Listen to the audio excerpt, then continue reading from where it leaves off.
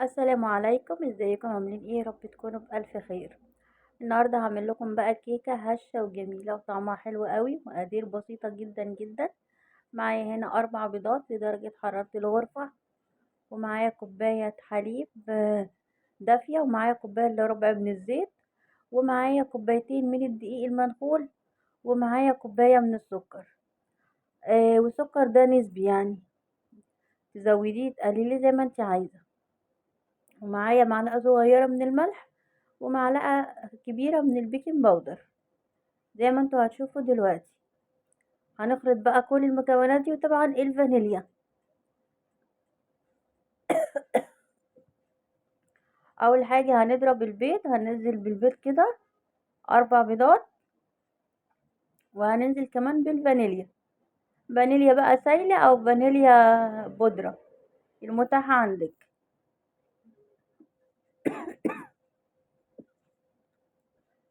وبعد كده هننزل بالسكر، كوباية سكر، وهنضرب الخليط ده مع بعض. هنضربه كويس قوي عشان السكر يدوب كويس جدا، والبيض برضو يدوب برضو. تمام.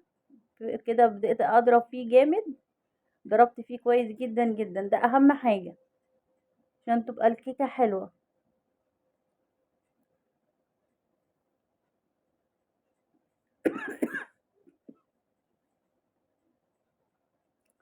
وبعد كده هنزل بكوباية من الحليب الدافي، لازم تكون دافية،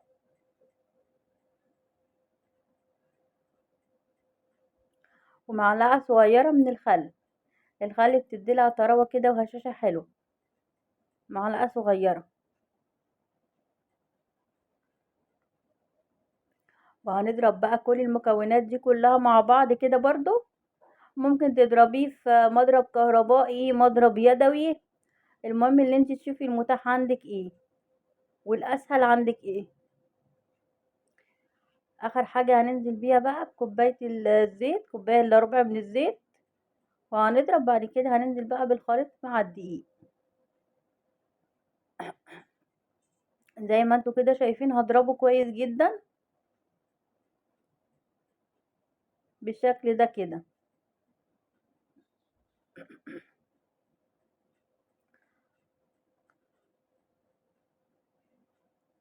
كانت كيكة طعمها حلو جدا، طبعا تاكليها مع شاي، مع شاي بلبن في الفطار او في العشاء حسب ما تحبي. وهنا نزلت بالخليط كده في البولة كده زي ما انتوا شايفين.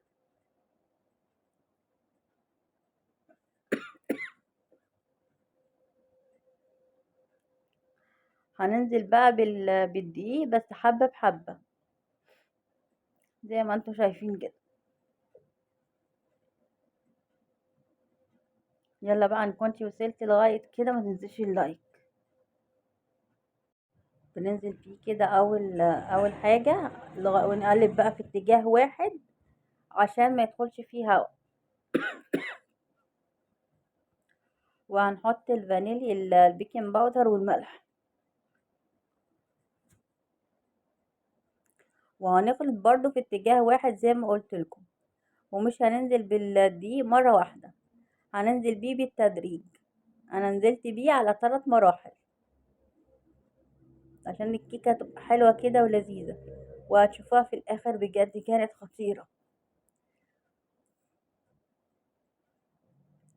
كده هنزل بالجزء التاني كده. كان قلت لكم خليتها 3 مراحل.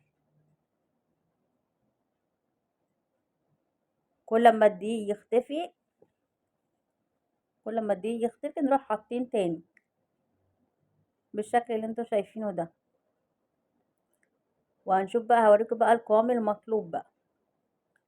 كيكة كانت هشة وجميلة وطعمها حلو قوي قوي، دي كيكة الفانيليا. وكيكة سهلة جدا ممكن تعمليها وتاكليها عادي في نفس اليوم. انا بصراحة كنت بحب الكيك، فقلت ايه اعملها ليكم واشوف رأيكم فيها ايه.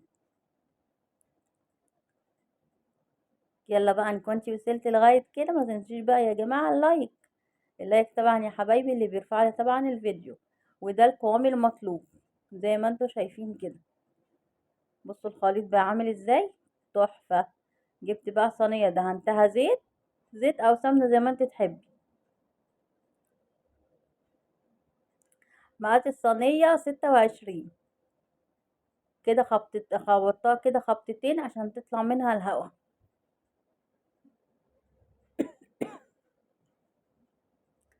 طبعا هندخلها الرف الوسطاني، مش هتطول معانا.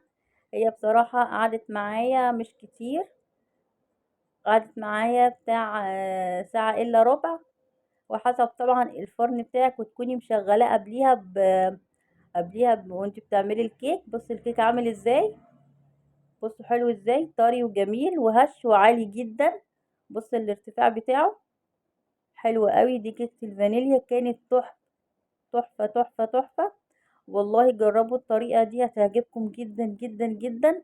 حلوة قوي، والكيكة هشة وجميلة وطعمها حلو. ممكن تاكليها بقى مع شاي بلبن بالليل كده في العشاء او في الفطار، حاجة كده روقان يعني.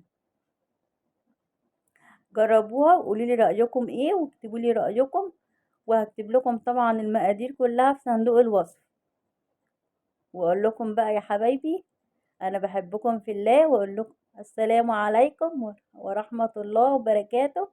اشوفكم في رعاية الله وامنه. وما تنسوش يا حبايبي اللايك طبعا اللي بيرفع الفيديو. مع السلامة.